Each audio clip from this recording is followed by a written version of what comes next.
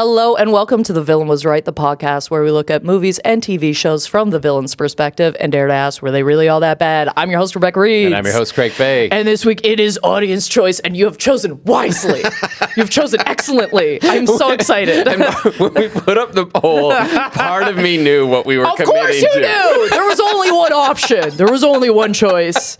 It's the Twilight Saga, New Moon. Yes. New Moon. Had you ever watched this No, before? I had not.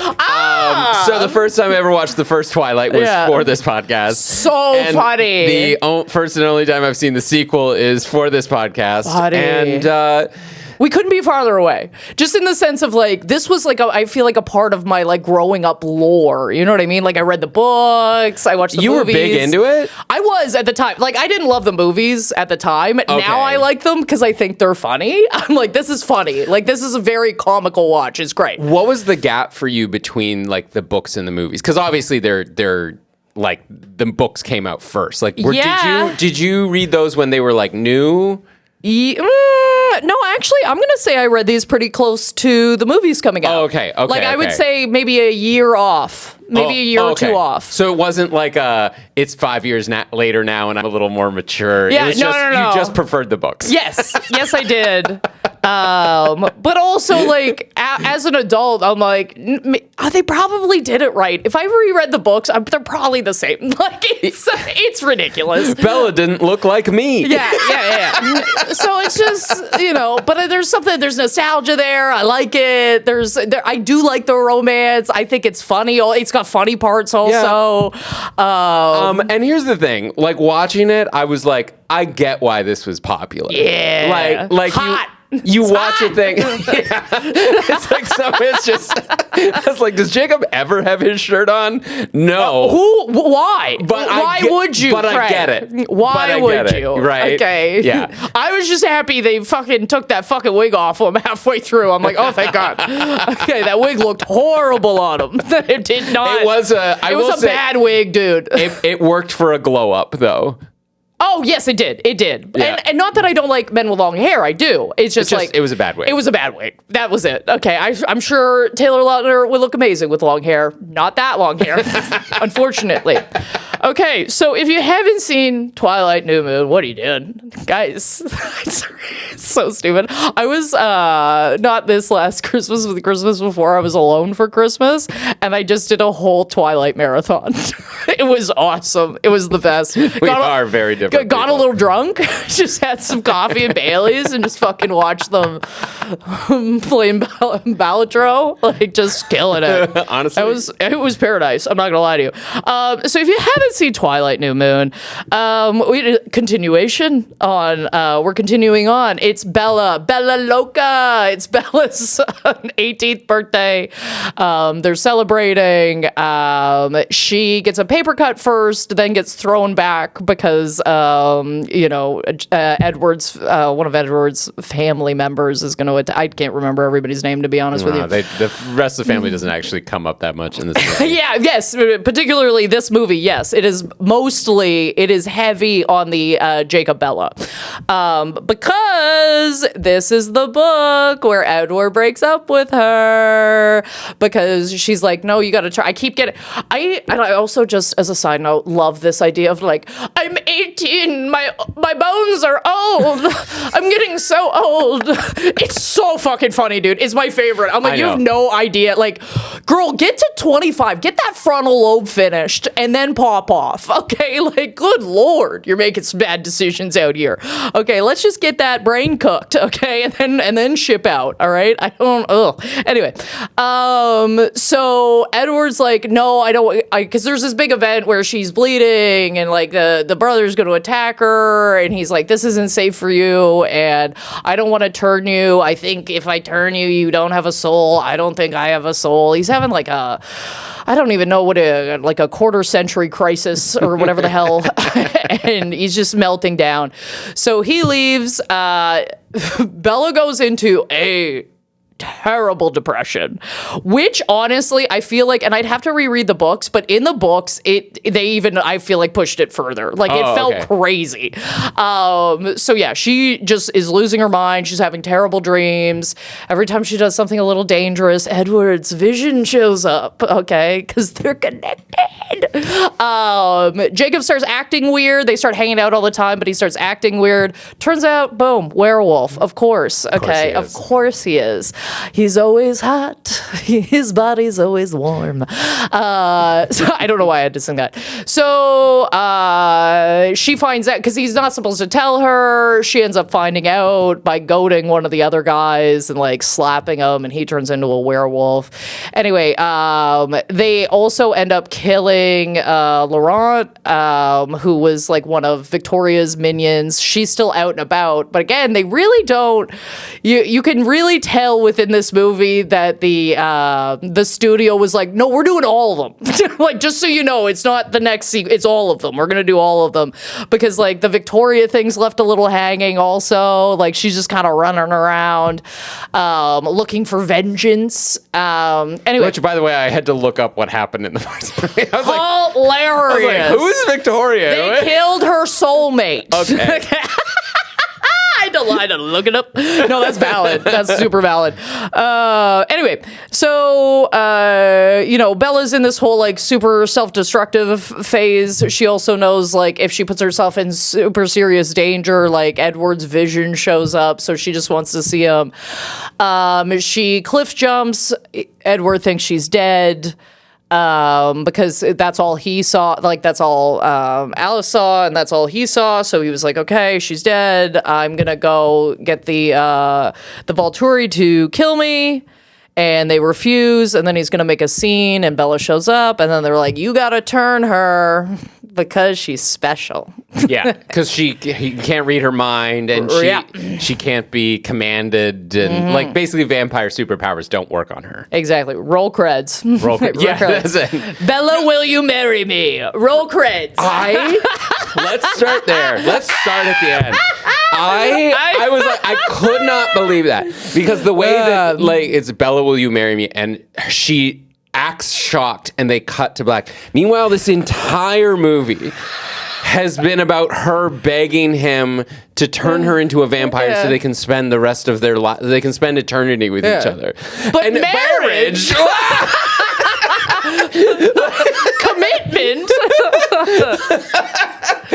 Well, I was like, maybe I'm just an old man who's been in long-term relationships for a while, but I was like, yeah, I mean, why even get married? You've bought property together, you've been together forever, and he turned you into an eternal vampire with no soul? Yeah, like you're probably set. You're probably set. Well, I've had this discussion with a few people before where, like, they've purchased property or whatever, and then, you're leading up to the wedding. They're like, wow, I'm getting a little nervous. And I'm like, buddy, you already spent $2 million. You're good. You're in. You're in for a morttage. You're in for this. Okay, it's fine. 100%. It's fine. Like, if you have to separate, like, it's going to be the same. And that was, I think, the high point for me in like, oh, this is made for kids or teenagers, it's right? It's very campy. Yes, it's very teen. It's an immature view of what love is, and that's fine. Because it's super toxic. The whole movie is so fucking toxic. But I gotta tell you, even when I read the books, I was always Team Jacob. Having watched this now, I am 100% Team Jacob. He's so much more grounded as a human being. I wrote a list. I wrote a list. I'm so excited for the list. Awesome. You know what number 1 on my list was? What? He smiles.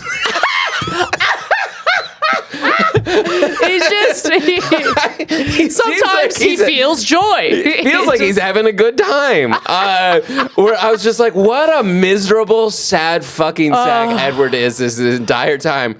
Just like glaring at her and being like, oh, it's like, being a goth can be kind of fun, right? Like, yeah. It's so you have all the powers in the world. Yeah. You can borderline fly, and you're like, I'm Edward. maybe they do need sunlight. maybe that's what. Maybe that's a thing they need. Like maybe they just don't have enough vitamin D in them. It's like move somewhere sunny, or you'll start sucking some better blood out. Like, Oh my God! Right? Yeah. these fucking animals haven't seen sunlight. And Yeah, because they live in the Midwest or whatever. Yeah. Number 2 on my list. He's age appropriate. yeah. He's like, I think technically he's like 2 years younger than her. Oh, 16 and 18? I don't care. Yeah, I really. For fucking Yeah. 18-year-old girl, 16-year-old boy, go for it. Especially when they're a werewolf, I think. I think you did some quick growing up. I'm not gonna lie to you. I mean, if you're like if you're thrashing bodies out in a forest, like, you know what I mean? It's like if you've gone to war. Yeah. Okay. Like, yeah, Jesus you've Christ. aged up a little bit. And I will say, man, the glow up that they do on Jacob in this movie fucking works. Because as you said, tell me, Craig. As you said, like he starts the movie, I think they're putting him in like baggy clothes, right? He's looking kind of like, he looks like kind of a burnout, you know, not that he is that in the movie, but I'm telling you, it's the bad wig. Yeah, it just it's the looks bad like it wig. hasn't been shampooed. Yeah, that's something it too. has happened. You're right. He looks a little dirty. He looks a little like he looks like a kid. Yes. I've seen kids like that. Yes. Right? And then there's just a scene where he shows up, doesn't wear a shirt again for the entire thing. Why would you? Is objectively ripped. Absolutely, shredded. yes. Absolutely Yep. shredded. The poor man hasn't seen a carb No, I can't imagine what that workout was. Probably since the first Twilight came out, they're like, not a carb on Human you. beings are not supposed to look like that. No, they're not. They're not. Just straight up. And they take the wig off or they do the haircut, and you're like, listen, man, you're not my thing, but you did it. Whatever you're trying to do, you did it. You fucking did it. I see how you are objectively, I see how you are in contention now. Yes. Okay. You know what I mean?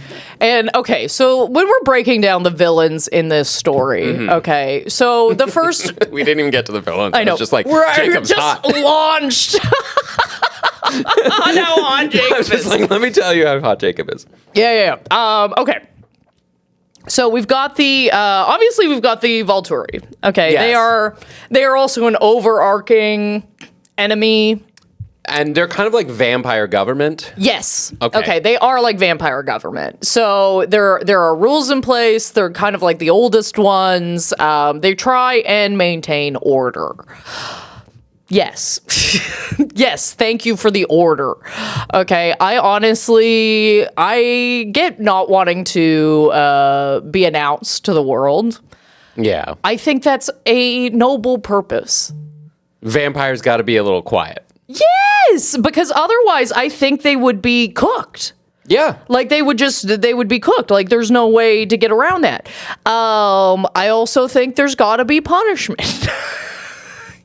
Also, here's what I'm going to pitch. And I know it's not on their own volition, but if I'm a vampire and I've lived for 200 years or whatever, fucking kill me.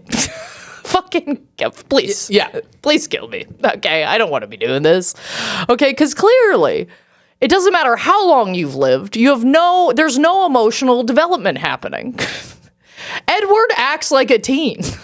I'm like, you're 150 years old and you're acting like a fucking loser, dude. Oh, yeah. You're acting like a big loser. What a curse that would be. Oh. Right?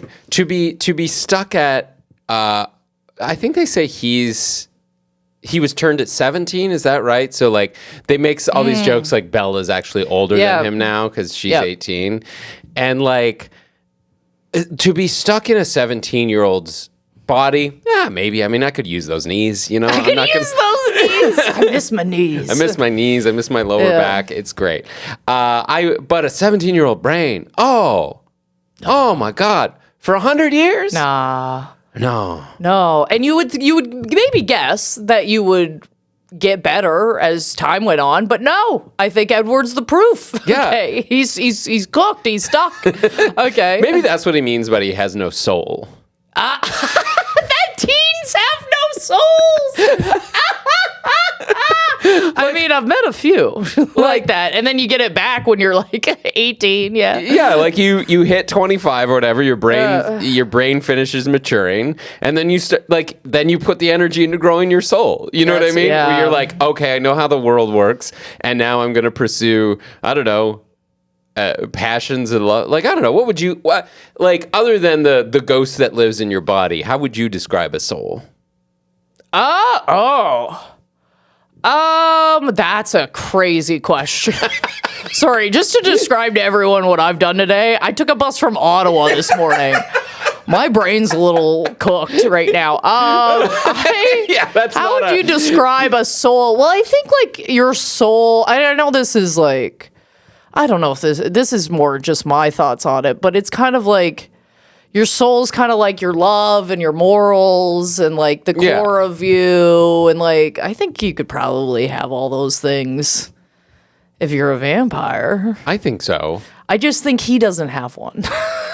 Yeah, like interests, passions, compassion. I think probably if I had to summarize, it's like the people and things that you care about are sort of your soul. Right. So, and the way in which you do that. Absolutely. Sorry, I just had a thought. So you haven't watched the rest of these? I have not. I do know about the baby. Okay. I needed to know if you knew about it because I was like, you don't know the most fucking insane part of this whole thing. I do know. I watched a lot of like special effects, like behind the scenes. And actually, Corridor Digital recently did a special effects baby tier list, which is great. Go check that out. Oh, that's so funny. And how cursed this baby was. The plot line, everything. It's bad. So I guess spoiler alert for the rest of them. But the baby falls in love with Jacob. Yes. It's or like, Jacob falls in love with the baby. Because there's like this thing called like imprinting or whatever. And he thought it was Bella, but then it turns out, and then she like ages faster or something. It's been a while since a fucking goose? Yeah, like it's fly like, away home? I have no idea. It's so weird. It is genuinely the weirdest part of these books. Okay. It's like, when I first read it, I was like, no. Yeah. It's very strange. Yeah. But to get back to this government thing, right? So one, I think vampires probably do have a soul based on how we're defining it. Two, I think your soul does probably start developing later than 18. You're so funny. I love that you're just like, children don't have souls. Have you seen them? Children don't. Stop! They're selfish. Not all of them. No, you're just naturally selfish when you're young. Like I'm not throwing shade at that. It's just like I'm hungry, me. I don't want to. You have to learn to share your toys, all that sort of thing. Yeah. Keeps you going. Anyway, I'm only half joking. Babies don't have souls. Sorry, keep going. I love it. Insanity. So one, I think Edward's like, yeah, let's wait 5 years. Let's wait till you're fully cooked because this is fucking dangerous as hell, right? You don't want to be stuck at 18 when you're like... No, I think that's super valid. Right? Yeah, 25. Okay, I would absolutely pause time at 25. Oh, yeah. That is 100% where I'm pushing that button. 29, I think, would be good for me. Just a little crispier, you know? Just a little more done. Yeah, I also think it's different for men. I think we need a little more time in the oven to be, Some of you never get baked at all. No. Yeah, some of you were left on a stovetop somewhere by your mothers. Okay, it never got put back in the oven. All right. 100%. It's tough out on these streets. But yeah, I also think the government's, the Velati or whatever, Pilates or whatever they are. Volturi. I'm just going to call them the Pilates. No, I like it. The Volturi. I think one... Edward going to them and being like, I want to die. Yeah. And then being like, no. That's a great call. Okay. Because there's been a lot of times in my life where I wanted to die. You know? It's just one of those things, okay? Yeah. Where it's just like, oh, yeah, I feel so bad right now. I don't want to be alive. But you go, let's give it an hour. let's give it an hour. You know what I mean? Let's see how we feel in a little bit. Yeah. Okay. Give it a week or two. Okay. And then, you know what I mean? Am I wrong? I just feel like, yeah, most of these times, and I know it's like easier said than done, but sometimes I'm just like, oh yeah, you just gotta let it sit in this for a little bit. It's okay. Yes. And that's what they're saying. Like, sit in this. Yeah. Sit in this. If you're buddy. feeling that much pain about someone dying, I think you have a soul. Yeah. I think you have one. Yeah. Do you care about people? Yeah. Well, congratulations. So yeah, I 100% agree with them going, absolutely not. Okay, go to a basement, listen to some Nirvana for a week, okay? Just fucking Little 9 Inch Nails. buddy, rip a bowl. Okay, you can't die. Just relax. All right? Okay, and that's the other thing I need clarification on. So he goes to the government, basically, vampire government, and goes, I want your permission to die. Yes. But didn't they kill vampires in the first one? Well, no, they did. So vampires can die. No, they can die, and we see yes, they can, but it's like okay. So, but vampires can't kill themselves? Well, no, they would need help, I think, because if you have to die in a very particular way. Oh, okay. So, like, you have to die, like, Volturi, they're just, like, head smashing you, right? Like, they're just exploding you, basically. But you have to rip apart the entire body and then light it on fire. Oh, okay. So, okay. you can't do that yourself. You need help, and his family won't do that. He knows that. So, yeah, he couldn't do it himself, for sure. Oh, okay. So that was the point. I was like, I'm pretty sure. Yeah. Like, They stake do through the heart is like a. They do kill, because they kill Victoria's boyfriend or partner. Which is why she wants revenge. Yeah, that's why she wants revenge. But, like, there's a process. Okay. There's like a ritual. Yeah, Okay. basically. Okay. All right. I'll give you that. I'm describing this pretty loose, but that's basically the Coles notes of this, I think. So Okay, yeah. fair enough. So yes, he does. I'm glad I'm here with an expert. I am not an expert at all. Okay, I'm just saying.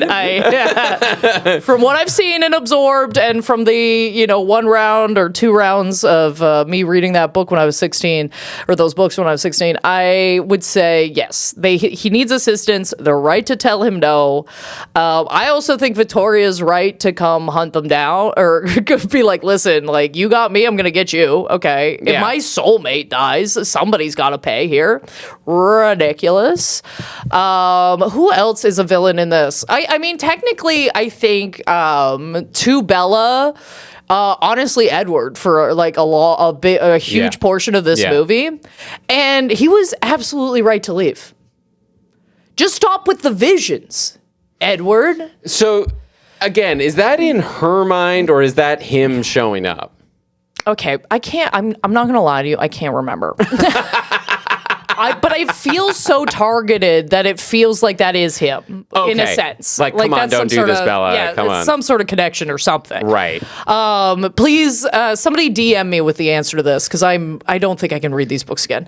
Or maybe I could. I don't know.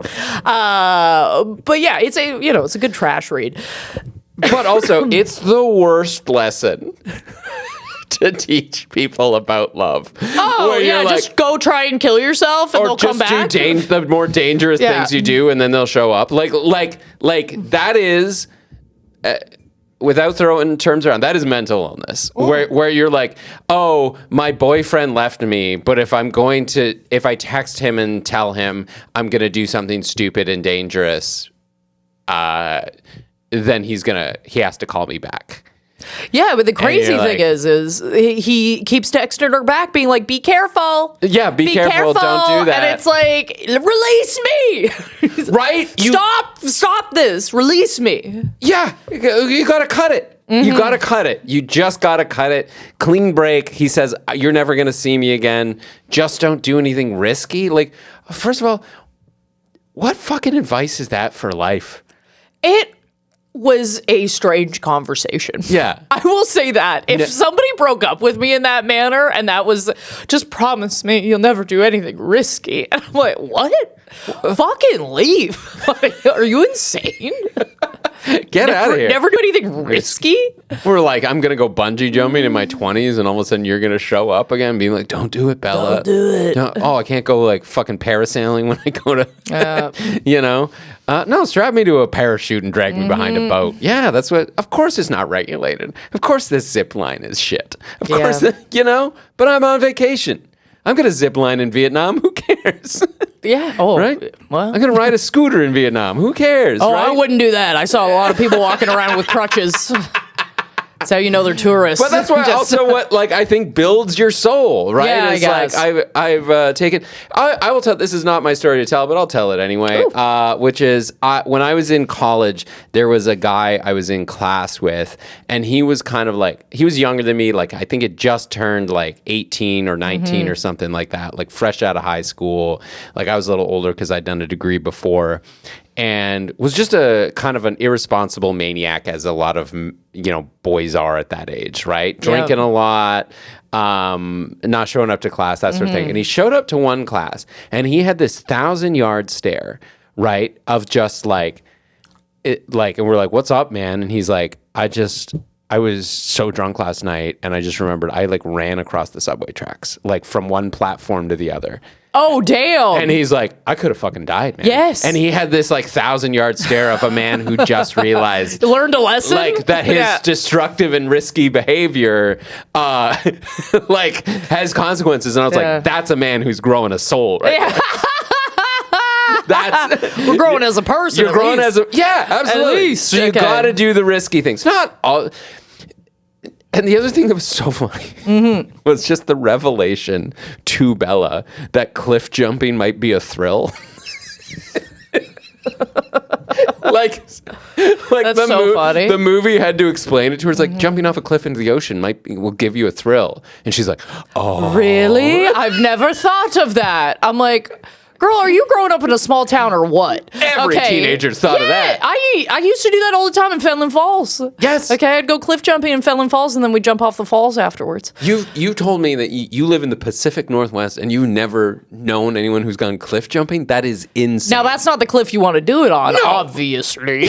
Okay, we have to choose our locations. 100%. Okay. And height. Yeah. Also, if you're listening and you live close to Fenland Falls, don't jump off those cliffs either.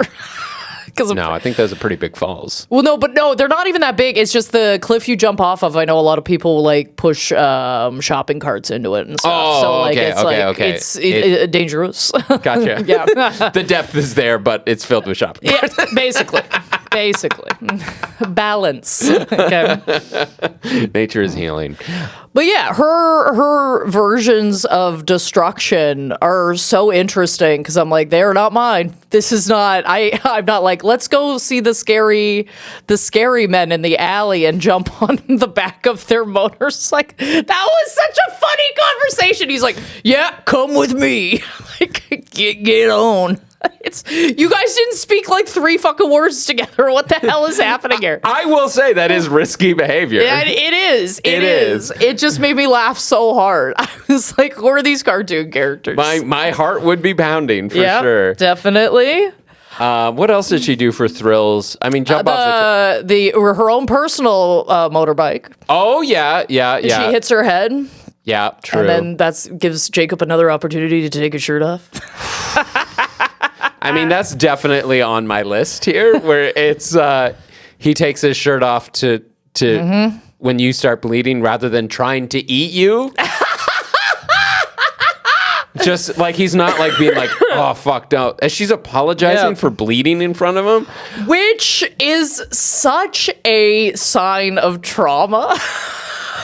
Apologizing for something you shouldn't have to apologize for. It's not my fault, Bella. You were bleeding. It's like, of course I was gonna try and eat you alive. Yeah. You bled. That's your fault. Like, you got a paper cut. You need to be more careful. Fuck off. Oh, Jasper, that's his name. Jasper's the one that's was instigating, like trying to, he's the one that lost it. Yeah. Which I wanted to say on him. I'm like, every time I watch this movie, I go, I just can't understand how we're supposed to believe that this family is cool and responsible when they send this guy to school when he freaks out over a paper cut. You don't think people have bled in high school? Like Gym class. Gym class. Again, paper cut. There's a lot of paper in high school, at least at this time. Okay, rolling around. Oh, yeah. All right, things are happening. You're telling me this guy smells one fucking droplet. You're not telling me somebody's got a nosebleed around here? Yeah. Okay. You're telling me there's not one diabetic who's like prick testing their finger in the entire school? Yeah, they're like, oh, we send our kids to school. Just pretend to homeschool them. Like, for the love of God, this is so irresponsible. You know what the Cullens are? They're like that family when you're growing up that you thought was really cool because they let their kids do anything. And you'd always go over there and they'd let you stay up late and they could get pizza really late. And you're like, oh my God, this is the coolest. You have the coolest parents ever. And then the more you grow up, the more you go, oh, that was a nightmare. Yeah. You had no structure. You had no help. Like, this was not good. You're not supposed to be able to play Super Nintendo at 1 a.m. Yeah, on a school night. You're not. You're just not. Okay? Don't drink 2 liters of Coke. In Boundaries. You know what I mean? Like, I shouldn't be able to go over to your house at 16 and have a couple glasses of wine with the fam jam. Yeah. Okay, like, that's not. And you think it's so cool at the time, and then you get older and you go, this may be a little fucked. Okay, and that's who these fuckers are. Yeah. Okay, they let them run rampant. They shouldn't be out in society, especially if like the rest of them. Sure, okay, if you can conduct yourself, like obviously, like the doctor, I'm like, yeah, okay, you're around blood all the time, you're chill, you're good, okay, you can be out, your wife could be out, Alice can be out, okay, but this Jasper guy, you gotta keep him back for a little while, Yeah, just for a minute. Just to get them reined in here. Learn a little bit. Yeah. And it's crazy because, like, the excuse that Edward gives for the family leaving, right, is that the dad, like, that people start to notice that the dad doesn't look as old as he should be. Yes. Which I imagine is a vampire problem. Which I imagine is a Well, no, like every couple years you'd have to, like, relocate or whatever. But, like, what really doesn't make sense of, like, I would be like, oh, you're 50? Man, you look good. You don't look a day over 40. You look great for a 50-year-old. I can see that. But, like, the putting the kids in school thing is, like, the weirdest. That's going to expose you way quicker. I think so. I think we talked about this on the last Twilight episode. Yes. It doesn't make any sense. Doesn't make any sense. Doesn't make any sense. Just, you have so much property, so much money, because they are doing it right. You know what I mean? They're not like these poor vampires where it's like, well, how the hell did this happen? Oh, being a poor vampire? That can't happen, man. You've lived for too long. You're telling me you've acquired no wealth?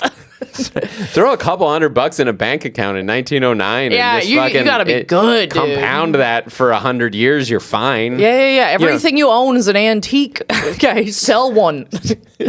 You don't pay anything for food. You know, you murder for it, but like, all the rest. Anyway. Yeah. They should be living like in Texas where all those like wild boars are and stuff. Just having a time. Right? Okay. The machine gun is my mouth. I do not. I'm not. I don't believe that like not being rich is a character flaw, right? Like I don't think being poor is a character flaw. Oh, absolutely. It's honestly kind of my preference. Yeah, but as painted by a lot of like say American society, they're like, well, it's their fault that they're poor, right? Oh, God, I don't think that at all. No. I think if you're a vampire and you've been alive 109 years, it is your fault if you're poor. I do agree with that, yes.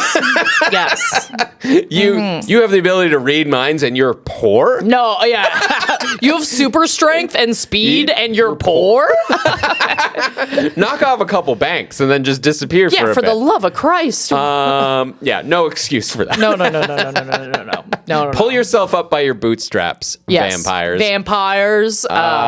Not the case for the Cullens, though. That's fine. No, they're all right. But that's also what I like about Jacob. He's got this like salt of the earth, like cool, like he fixes stuff. Shared interests. Yes. Him and Bella are both into cars and motors and fixing things up. Yeah. Trucks and whatnot. What do Bella and Edward even have in common? They really like staring at each other. Oh, fuck. It's the yearning, Craig.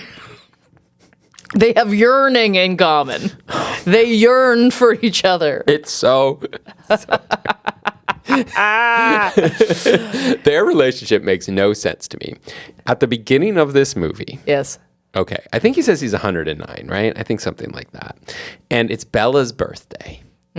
And we all know that like being turned or whatever is a metaphor for sex, right? Like that's not a yeah, okay. But she's like, I don't want you to get me anything for my birthday because I have nothing to give you in return, right? It's like, okay, so you're telling me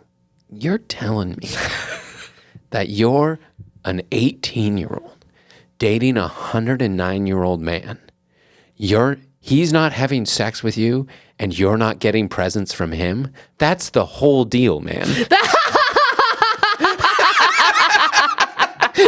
That is. You're 18. What are you doing? You're 18 with a 109-year-old? Yeah, you get gifts and you put out for him. That's the deal. Well, no, but they can't because it's hard to control. The lust, Craig. You don't understand. I'm just saying that you could get a better 109-year-old boyfriend, right? Someone who's actually going to shower you with gifts, right? I guarantee you the door on her car would close if she was dating a real 109-year-old. Right. Right? That's fair. That guy's got money. That is fair. That's the sugar daddy thing. And at one point, Charlie, her father, makes, I think, the best point of the whole movie, which is love what's good for you. Oh. What a bar. That's the one. That's what the whole movie should hinge off of. Love what's good for you. Edward is not good for you. If my daughter was waking up with night terrors screaming in the middle of the night because she's having dreams of her ex-boyfriend, that was not a healthy relationship. You can wake up crying. You can wake up sad. Yeah. You can miss a person. But if you're having terrified screams in the middle of the night, you're having flashbacks to an abusive relationship. Oh, God. You know? Am I wrong, though? No, I mean, it is strongly the vibe. I'll say that. I'm not going to say you're right, but I'm not going to say you're wrong. Right? He's my favorite, and I think I'm gonna. My problem is when I watch one, even out of order, I go, I'm gonna watch all of them again. Like there's something about it. Like it's like a Lay's chip for me. I get one in my mouth, and I'm like, well, we're gonna eat the whole bag now. But a little salty treat. It just always goes back to, it doesn't matter which one I watch, I always think of the same scene from the first movie where he's in, like, I think it's like science class or something, and he looks like he's actively coming in his chair when she steps in. It is one of my favorite scenes of all time because I cry laughing every time. It's such an insane choice. It's such an insane choice upon that director's it's burned in my brain. I can see it right now. Yes, that's what I'm saying. It's so permanent. It's got staying power, man. It's got hard staying power. Yeah. Oh. But he's not a good boyfriend. No, he's not a good boyfriend. I'm on the werewolf side. They have a treaty with the color where they're like, the second you break skin, okay, it's on. All right, you don't do that. We won't mess with you. But also, like, your presence is also affecting us. Like, oh yeah, because they turn in, like, basically they only turn if vampires are around, right? Exactly. So I would argue that this is like an environmental. How do I want to word this? You would know the words better than I would. But this is like a reaction from Mother Nature to try and to squash down something that shouldn't be there, right? Yeah. And that seems like that should be the side we're on. That feels right. Yeah. Yeah. Okay. That crew, them not liking Bella, I also get that. I'm like, you've been running with our enemies. Yes. Like the leader, the alpha, quote unquote alpha, which is so funny. But the quote unquote alpha, like, I get that. I'm like, yeah, I don't want you around. You stink. You smell bad. You smell like vampire. You smell like vampire. Yeah. and you're like, it's sort of one of those things where like, oh, the foxes are hanging out with this chicken, but it's fine. Yeah. The chicken likes the foxes. You know? Yeah. And you're like, I'm the guard dog, man. Get the fuck out of here, foxes. I'm going to protect the chicken. Also, I mean, you know this, that the alpha male thing, even with wolves, is bullshit. Yeah. Yeah. Yeah, I know that. Yeah. Because they did, it's like all based on, they basically put, the first time they ever studied like group dynamics in wolves, it was like captive wolves who were like not part of the same family. So it's just random wolves thrown into a cage together. So of course they acted all aggressive and were like vying for position and stuff because none of them knew each other. But then they studied them in the wild and they're like, oh, actually like wolf packs are like family groups. It's like usually like a mother, father, and then like babies. And they go like, so there's no real alpha in terms of anything like any more than there's an alpha in any sort of family with a mother and a father and kids, right? It's just like the parents take turns and like they're in charge of the kids or whatever, but there's no like top dog, so to say. And it's so funny, the video I was watching on this is I think the best commentary about it, because like it's obviously been adopted by like, you know, incels and like you got to be an alpha bro or whatever. Yeah. And this researcher just goes, we're so tempted to look at animals in to try and understand human behavior and like or understand human behavior through what animals do. And they go, but thankfully we can study humans. Yeah. Look inward. And they're like, and we have. Yeah. And it turns out that the things that make you like an alpha, like an alpha in quotes here, or like a valued member of society is all the things that you would think they are, where it's like compassion and sharing and like teaching knowledge to younger people and like, you know, standing up, like all of the good things that you think are, is like, oh, those are historically and now all the traits that society and people respect. Not the I'm going to be tough, I'm going to be the alpha bro. It's like, oh, we respect the old man who teaches the 16-year-old chess. We respect It's so interesting because it always feels like the guys who believe in like the alpha stuff where they're like, no, we have to like mirror animals, are also the guys that are like, well, no, like being gay is unnatural. And I'm like, you know what animals are doing? They're being a little gay. Very. Yes. So maybe. Okay. I just like how selective you are on which animal traits you believe in or not. It's insanity. Yeah. The whole like alpha male, beta cuck. Yeah. Like any of those words come out of your mouth, I'm just like, oh, easy. I don't have to consider anything you have to say. All I hear Thank is you. After that. Bless you for such an efficient mental shortcut for me. Yeah. You're saving me time You're and saving effort. me time and effort. I I'm can not just going to shut it down. Yeah. Oh my God. Yeah. So that being said, I'd follow Jacob into the woods. I would. I like how you're showing up for Jacob, Craig. I really like it. He's handy with his hands. Yes, he is. He's got skills beyond just looking weird. He's got like, you know, he's got shared interests, smiles, jacked, strong. Yep. Good, a strong sense of justice. Yep. No, he's checking a lot of boxes. Patient. Patient. I'll wait for you. Good Lord. Okay. I was just kiss that dog man already. Kiss that dog man. Kiss the dog man. Bella. And here's the other thing. I'll just pitch this out here because this is kind of also the theme of our podcast. As much as I'm Team Jacob, third alternative. Maybe a man who's, I can't believe I'm saying this, maybe a man who's not a monster. Maybe go back to your mom. Yes. Maybe go back to Jacksonville. Okay. I think your dad's right. I can't believe that between... You're like, no, you'll find a more normal man in Jacksonville.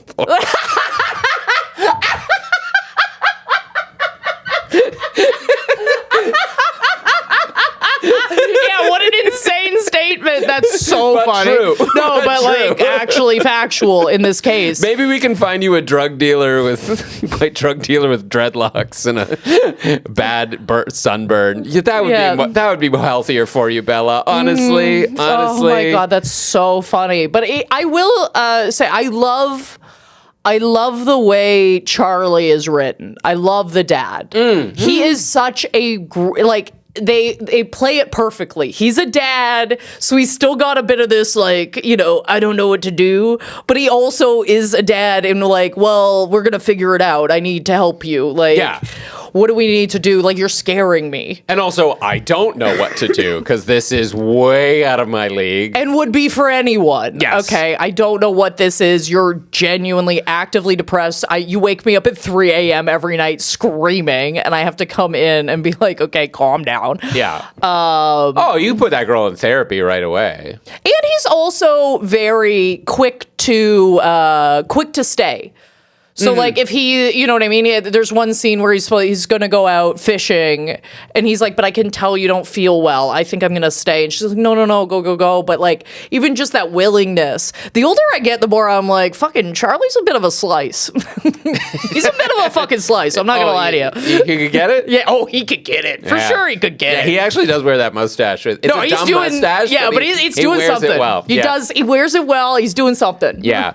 And remind me, was he kind of like a minor villain in the first one? Like Bella didn't really want to be there, didn't want to live with her dad. Well, yeah, but that was more, yes, I would agree in a sense. Like if we're on Team Bella all the way and every decision she makes is perfect, then yes, I guess maybe. But he was more like, this kid's weird. Okay. No, but did they have, like, was there conflict at the beginning before she met Edward? Yes. Like she didn't want to be there with her dad, and her dad was like weird about having her there? Well, no, like he was just like, he wants her there, but he doesn't know what to do yet. Oh, okay. He's figuring it out. Okay. As I said, and then they get the truck and like everything, you know what I mean? As things start going well and Okay. No, you're right. You can get it. He can get you're right. He can get it. Fuck fine. Yeah. No, he could totally get it. Oh man. Guys, if you want us to continue on this saga, just like start DMing us. If you have any if you're like, we want you to talk more about the baby.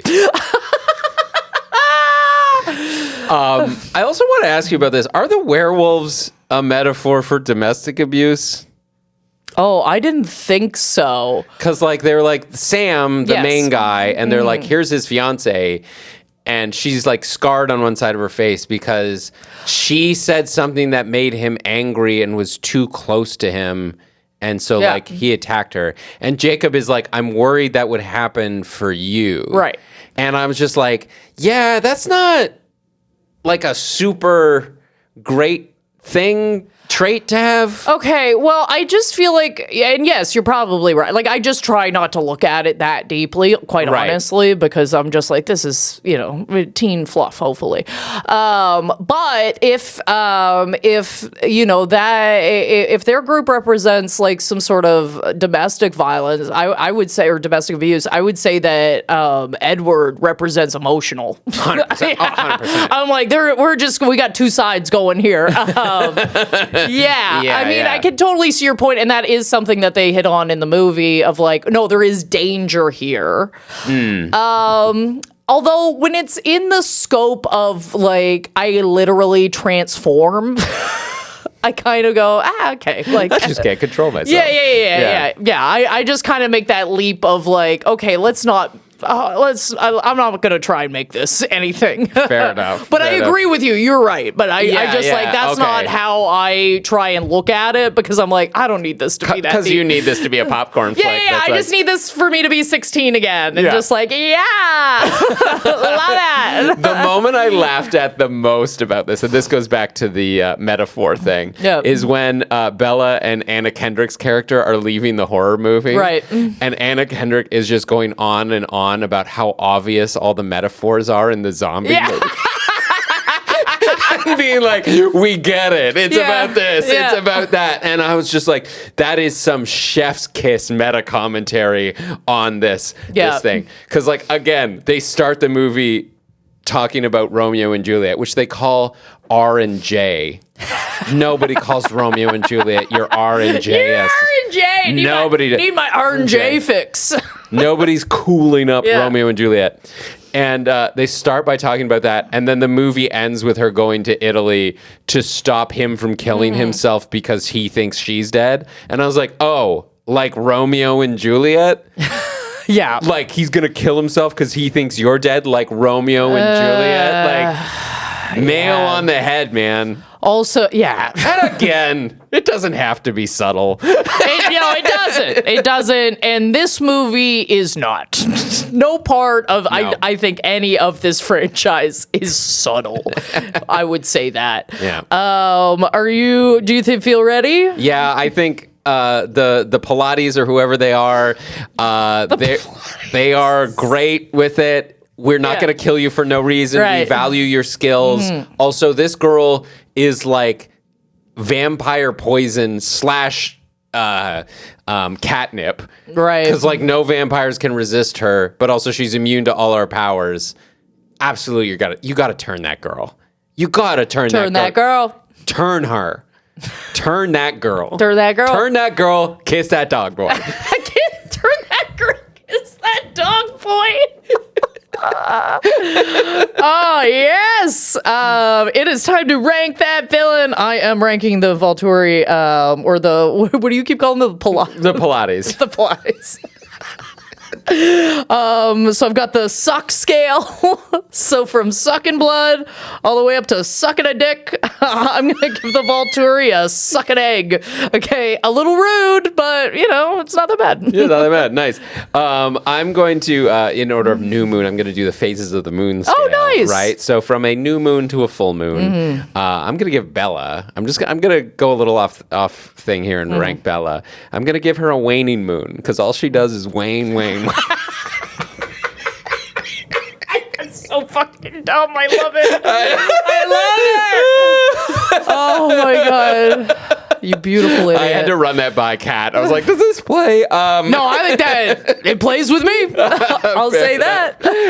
And guys, we're going to get to our heroes and villains of the week in a minute. But first, a couple ways that you can support the podcast. So first of all, if you are, have a couple bucks and you want to support us, we are on Patreon, patreon.com/thevillainwasright, where you get amazing rewards for supporting the podcast. Our top tier is $7 a month. You get 2 bonus episodes. Rebecca has picked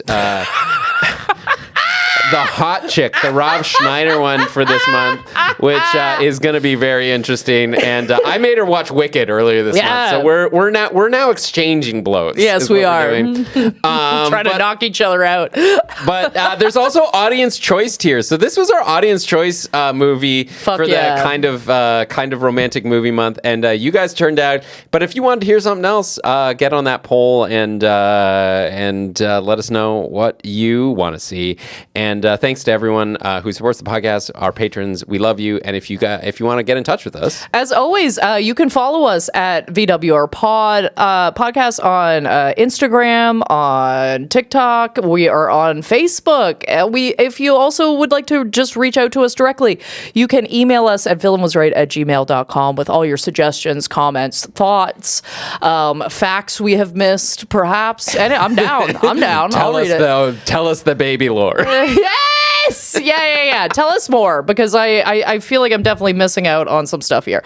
And now it is time for our heroes or villains of the week. What do you got, Craig? I'm continuing my honeymoon. Sure, the saga. The honeymoon, Twilight, the honeymoon saga. Yeah.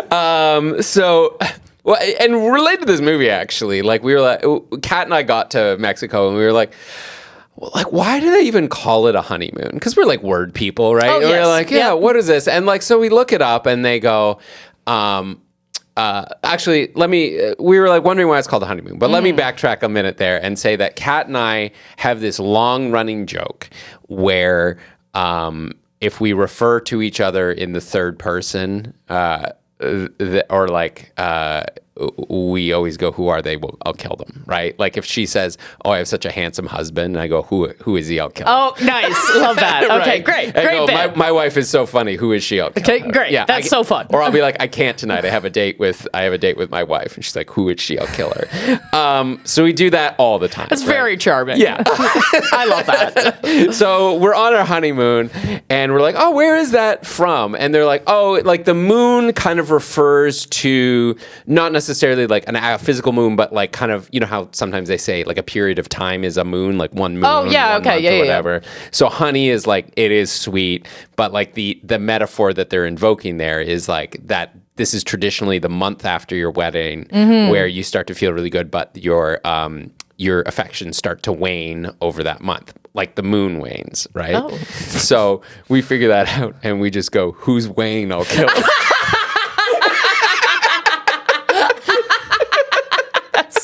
So the whole honeymoon, we're just like, who's Wayne? Anytime we mention we're on our honeymoon, we just respond with, who's Wayne? I'll kill him.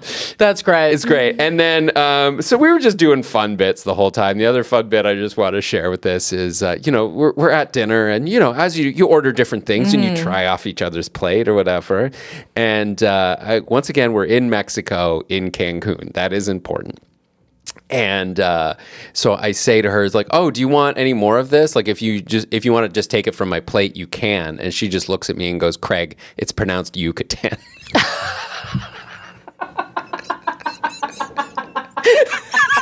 And I was like, this is the woman I married. Oh, You're my hero. I love it. So that's my hero of the Cat's week. So fucking funny. So funny. That's great, dude. Buddy, I have an absolute doozy. See this week. Something happened to me 2 days ago where I was like, what on earth? This is one of the top 10 craziest interactions I've ever had with a person. And you need to, like, listeners, you know the biography. That's an insane statement. So just strap in and prepare yourselves because this is fucked. Okay. So I'm in Ottawa and I'm doing, I'm at Laugh Lounge, lovely comedy club, great show, had a great time. And then afterwards, like, I used to live in Ottawa, so, I've got some friends there, a couple comics on the show, whatever. We're all hanging out, and there's this couple that's like kind of like a friend of a friend, right? So we're all hanging out, and we go back to one friend's place, and I've been like vibing with the wife all night. Like, we've been having great conversations, everything's going really nice, but I'm getting a real vibe from the dude, and I don't know why, because I've barely said anything to him. It's a very strange energy, but I'm like, I'm just going to ignore it. Like, we're all getting pretty drunk, like, whatever. Like, I'm going to kind of avoid conversation with this man, right? And at one point in the evening, he just looks at me and he goes, I don't like you. And I was like, oh, okay, ha ha ha. Like, I just kind of like joke, and he kind of says it in front of everybody, and I was like, oh yeah, like, and then I'm like talking to the wife being like, girl, you gotta pay attention to your choices. Like, I'm just like making jokes because I was like, this is really uncomfortable. And he goes, yeah, I don't fucking like you. And I was like, okay, like, whatever, right? Really weird. And then he's talking to this other comic and is like, oh, well, she's obviously your opener, right? And he keeps calling me the opener, and I'm the headliner, which is like him trying to do like a little disrespect on me or whatever, right? I was like, okay, that's kind of weird. So then he keeps like being rude to me all night, and at one point I just kind of like, there's an opportunity for a joke here, so I just tell him he's a fucking idiot. I'm like, you're a fucking idiot, but then I say, but don't worry, that's coming from an opener. That gets a big pop at the table. That's so funny. Gets a big pop at the table, right? Really? So is this guy a comic as well? Nope. Okay. I know this is the only time I've met this man, and I fucking hope I never see him again because of the preceding things that happen now.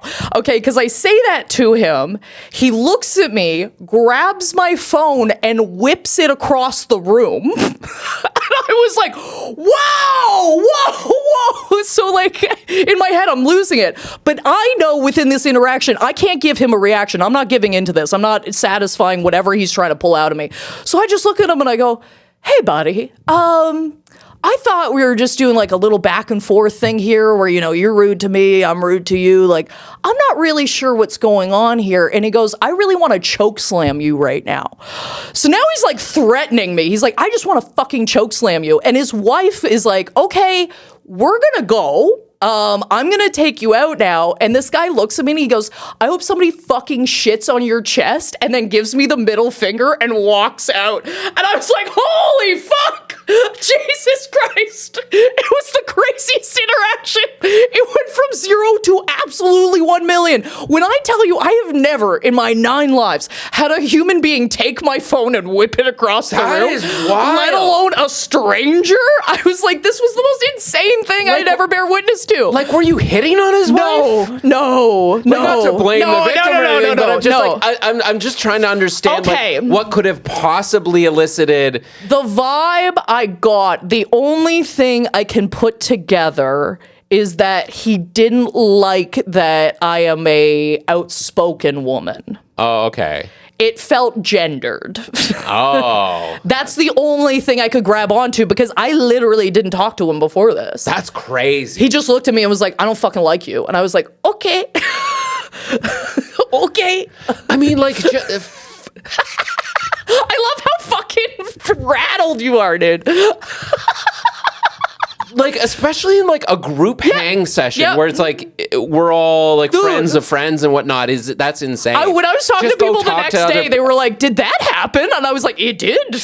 Every part of that happened. So was he friends with people you were with? Yes. Or like loosely. I guess they were friends more with the wife, and she had just brought, Oh, okay, that makes a little more she brought her sense. husband That's around. Wild. But I'm actually like, and the thing I feel the worst about is I'm like, is this woman okay? Yeah, no kidding. I'm like, are you good, girl? Because like actively, if he's doing this out in front of people, I can't imagine what he's doing behind a closed door. Okay, like, that's crazy. That was the craziest interaction I've ever had. I talked to that man for maybe 5 minutes tops before he whipped my phone across the room. It was insane. My phone's fine. It's fine. I wasn't really worried about the phone. You were worried more about the choke slamming? That could have maybe occurred? The shitting on your chest and the... Wow. Yeah, wild. That's crazy. Absolutely There's wild. true villains out there. Oh, big time. I was like, I fucking hope I never see that human being again. No kidding. Jesus Christ. If I ever see, I'm just going to start running the other way. I'm like, I'm going to die. It's the craziest thing. Sorry.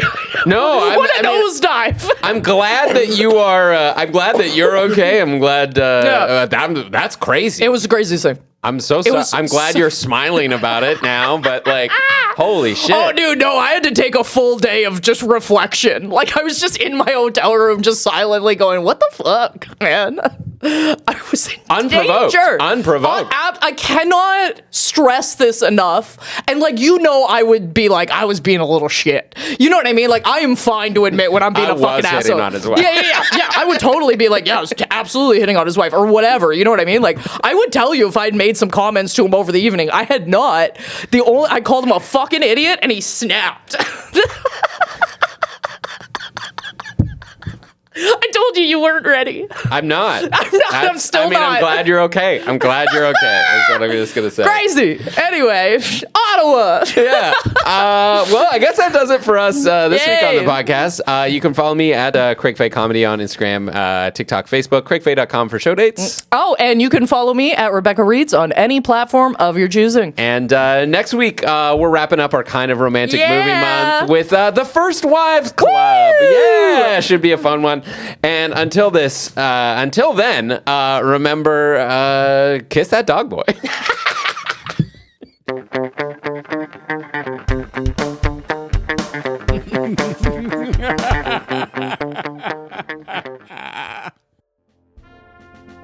The Villain Was Right was produced by Andrew Ivimey for the From Superheroes Network. For more great podcasts like this, as well as YouTube series, webcomics, and so much more, visit FromSuperheroes.com.